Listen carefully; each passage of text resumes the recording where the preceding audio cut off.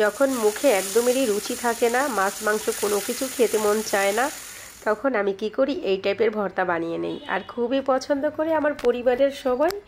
আর এটা পছন্দ করে যে ওই দিন একটু ভাত কিন্তু বেশিই রান্না করতে হয়।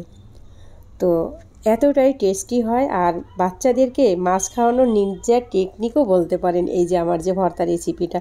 ওরা কিন্তু ধরতেই পারে না যে এটা এই মাছ দিয়ে ভর্তা বানিয়ে নিয়েছি। আর খুব সহজে খেয়ে নেয়, খুব হাসি মুখে। তো ভর্তাটা বানানোর জন্য প্রথমে একটা ফ্রাই প্যান বসিয়ে দিয়েছি। আর এখন দিয়ে দিয়েছি 4টা শুকনো মরিচ। তো শুকনো মরিচটা আমার ভর্তার দরকার হবে, আগে ভাগেই ভেজে রেখে দিয়েছি। এখন আমি দিয়ে দিব হচ্ছে গিয়ে মাছ 2 টুকরা। এটা হচ্ছে রুই মাছ। 1 টুকরা বড় মাছ নিয়ে নিয়েছি, আর হচ্ছে গিয়ে একটা লেজা নিয়ে নিয়েছি।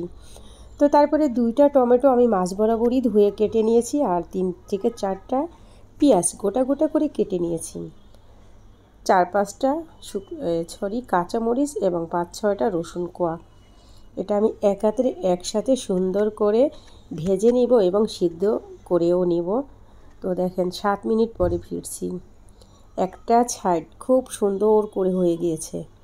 আর এই জিনিসটা কিন্তু একটু পোড়া পোড়া টাইপের করে ভেজে নিতে হবে। আর এটা খেতে তখন এই টেস্টটা কিন্তু 2 থেকে 3 গুণ বেড়ে যায়।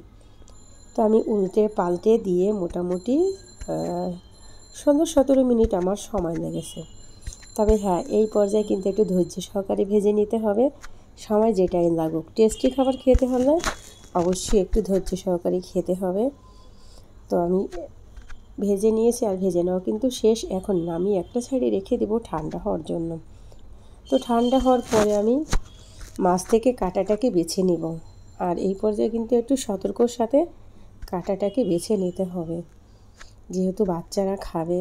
আর আমরা তো খেতেই পারি বড় যারা, আর বাচ্চারা তো মাছ একদম পছন্দ করে না। বিশেষ করে আমার বাচ্চারা তো ইলিশ মাছ আর চিংড়ি মাছটা খুব পছন্দ করে, এই মাছটা খেতেই চায় না। তো আমি মাঝে মধ্যে ওদেরকে এই নিনজা টেকনিকটা খাটাই ওদের উপরে। তো ওরা ধরতেও পারে না এটা কী বানিয়ে নিয়েছি, খুব মজা করে খেয়ে নেয়। তো কাটা একদম বেছে নেওয়া শেষ। এখন সব উপকরণ আমি একত্রে মেখে নিব। তো মেখে নেওয়ার আগে ওই যে টমেটোর উপরের যে ছিলকাটা সেটা আমি উঠিয়ে ফেলে দিব। তারপরে সব উপকরণ আমি সুন্দর করে হাত দিয়ে চেপে চেপে ভর্তা বানিয়ে নেব। আর এই ভর্তাটা এতটা টেস্ট, যারা এখনও বানান নাই কিংবা ট্রাই করেন নাই, একবার হলো করে নেবেন, তো বুঝতে পারবেন যে কতটা টেস্টি। আর এখন কি করছি, আমি ওই যে শুকনো মরিচ ভেজে রেখে দিয়েছি, সেটা থেকে 3টা দিয়ে দেবো। আর ঝাল যে যেরকম খান সে সেরকম দিবেন। 2 চামচের মতো ধনেপাতা দিয়ে সুন্দর করে হাতে মেখে নিয়েছি। আর চুলাটাকে এখন আমি অন করে দিয়েছি। অন করে দেওয়ার পরে আমি 2 থেকে 2.5 মিনিট হাই হিটে এই ভর্তাটাকে সুন্দর করে ভেজে নেব। এক্সট্রা কোনো তেল আমি দিব না, তেলটা আমি একসাথেই দিয়ে দিয়েছি।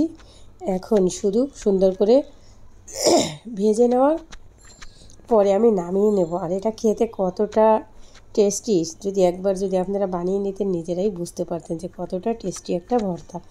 তো নামিয়ে নিয়েছি, আর দেখে কতটা লোভনীয় হয়েছে। এটা গরম ভাতের সাথে জাস্ট অসাধারণ।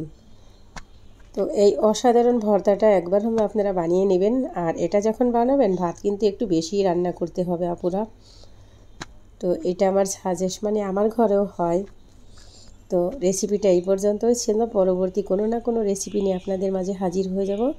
সেই পর্যন্ত খোদা হাফেজ অ্যান্ড বাই। সবাই ভালো থাকবেন।